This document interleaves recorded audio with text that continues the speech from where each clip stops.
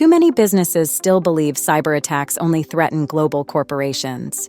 The truth is, even a single ransomware attack can halt your assembly line or wipe out patient data right before a regulatory audit. Over 60% of U.S. consumers already feel scams are on the rise, and 1/3 have experienced a data breach themselves.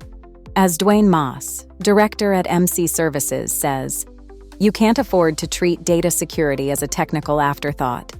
It belongs on your main agenda, driving both customer trust and compliance."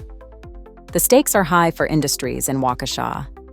Healthcare and finance must meet strict regulations, with healthcare data breaches in the U.S. jumping from 5.3 million to 51.4 million records in just 5 years.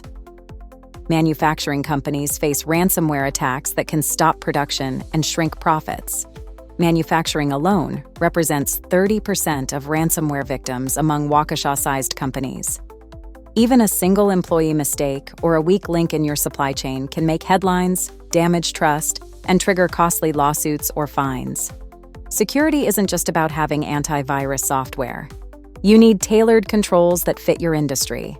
That means isolating production equipment, encrypting patient files, ongoing employee training, and demanding strong security from every vendor.